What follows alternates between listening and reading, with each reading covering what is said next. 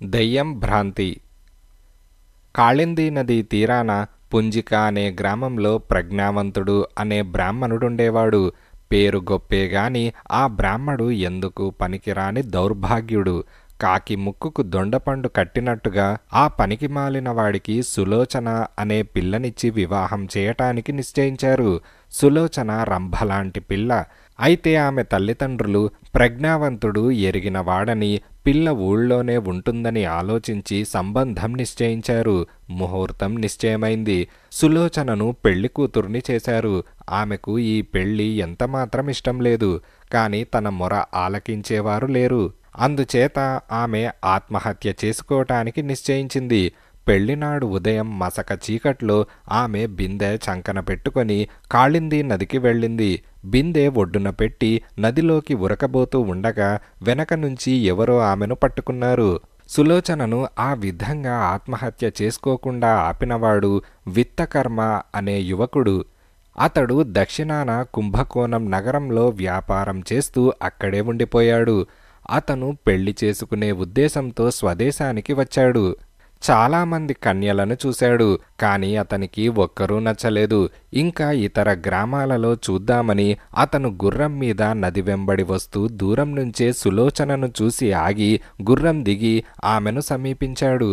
ఆమె వెనక్కు తిరిగి చూసుకుంటూ రావడం అతనికి అనుమానం కలిగించింది.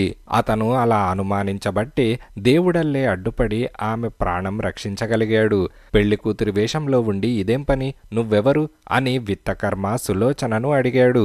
ఆమె దాచకుండా జరిగిందంతా చెప్పి, అలాంటి భర్తను చేసుకునే కన్నా చచ్చిపోవటం మంచిదనిపించింది. మీరు సమయానికి వచ్చి నా ప్రయత్నం కాస్త పాడు చేశారు అంటూ కంటనీరు పెట్టుకున్నది. మంచి పనే జరిగింది. నా వెంట వస్తావా? నేను కన్య కోసమే తిరుగుతున్నాను. ఎందరినో చూశాను గాని నీ వంటి అందగత్తే నాకు కనిపించలేదు.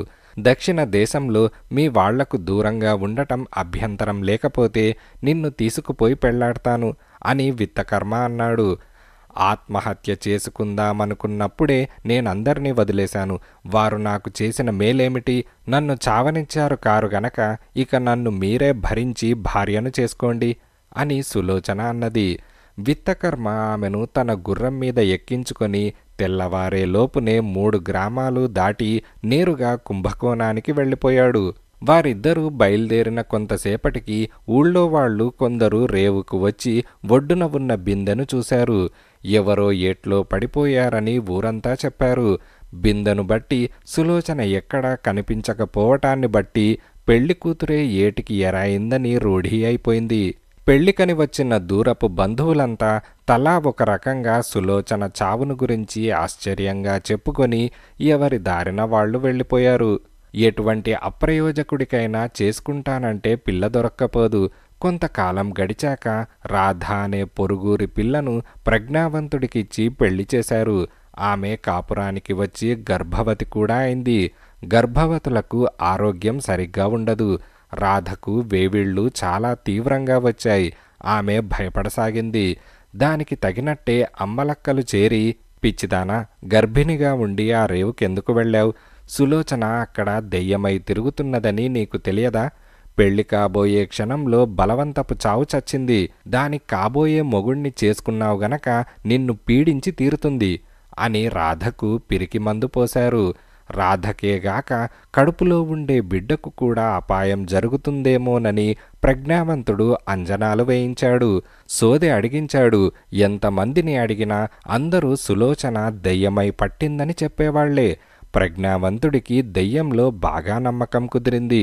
అతను చుట్టుపక్కల ఉండే భూత వైద్యులను, మాంత్రికులను రప్పించి ముగ్గులు వేయించి మంత్రాలు చదివించి తన భార్యకు తాయెత్తులు కట్టించాడు. ఒకరి తర్వాత ఒకరుగా 4 మాంత్రికులు దెయ్యాన్ని భూస్థాపితం చేశారు. క్రమంగా రాధ ఆరోగ్యం బాగుపడినట్టు కనిపించింది. దెయ్యం వదిలిందనుకున్నారు. కాని రాధ కొద్ది కాలానికే ఒక బిడ్డను కనగా పుట్టిన కొద్ది గడియలకే ఆ బిడ్డ మరణించింది. అది దెయ్యం పనే అని అందరూ అనుకున్నారు. ఎంతమంది ఎన్ని మంత్రాలు చదివి ఏం లాభం? ఈ క్షుద్రోపాసకుల వల్ల దెయ్యం వదలదు. ఏవైనా తీర్థయాత్రలు చేసిరా అని కొందరు ఊరి పెద్దలు ప్రజ్ఞావంతుడికి సలహా ఇచ్చారు. రామేశ్వరానికి వెళ్ళటం మంచిది. ఒకడికి ఇలాగే దెయ్యం పడితే రామేశ్వరానికి పోయి రాగానే వదిలింది అని ఒకరన్నారు. ప్రజ్ఞావంతుడు తన భార్యను వెంటబెట్టుకుని రామేశ్వరం వెళ్ళటానికి నిశ్చయించుకున్నాడు. మంచి ముహూర్తం చూసి ఇద్దరూ బయలుదేరారు. వారు చాలా రోజులు ప్రయాణం సాగించి ఒకనాడు కుంభకోణం చేరుకొని ఒక సత్రంలో బస చేశారు. ఆ రాత్రి ఎవరో దొంగలు వారి మూటాముల్లే ఎత్తుకుపోయారు. ఈ దొంగతనం మూలంగా ప్రజ్ఞావంతుడు రాధ కట్టుబట్టలతో మిగిలారు. ముందుకు వెళ్ళటానికి లేదు, వెనక్కి పోవటానికి లేదు. వారి దుస్థితి చూసి అక్కడి వాళ్ళు, జరిగిన దానికి విచారించకండి, ఈ ఊళ్ళో దానకర్ణుడిలాంటి వర్తకుడొకాయన మీ ప్రాంతం వాడే ఉన్నాడు, ఆయన దగ్గరకు వెళ్ళి జరిగిన సంగతి చెప్పుకున్నారంటే మీ ప్రయాణానికి అవసరమైన అన్ని సదుపాయాలు చేస్తాడు అని సలహా ఇచ్చారు. ఆ వర్తకుడి ఇల్లు ఎక్కడ ఉన్నది గుర్తు తెలుసుకొని ప్రజ్ఞావంతుడు భార్యతో సహా అక్కడికి వెళ్ళాడు. భర్త వర్తకుడితో మాట్లాడే సమయంలో రాధ వర్తకుడి భార్య వద్దకు పోయి తనకు సులోచన ఎలా దెయ్యమై పట్టింది, ఆ దెయ్యాన్ని వదిలించటానికి తాము ఎలా రామేశ్వర యాత్ర బయలుదేరింది, తమ సొత్తు దొంగలు ఎలా అపహరించింది వివరంగా చెప్పుకున్నది. అంతా విని ఆ వర్తకుడి భార్య తన ఒంటిన ఉన్న నగలన్నీ తీసేసి మామూలు చీర ధరించి తన భర్తతో మాట్లాడుతున్న ప్రజ్ఞావంతుణ్ణి తన వద్దకు తీసుకురమ్మని నౌకరును పంపించింది. ప్రజ్ఞావంతుడు వచ్చాడు. కాని వర్తకుడి భార్య కేసి చూడలేదు. ఏమయ్యా, నన్నెప్పుడన్నా చూసిన జ్ఞాపకమున్నదా అని వర్తకుడి భార్య అడిగింది.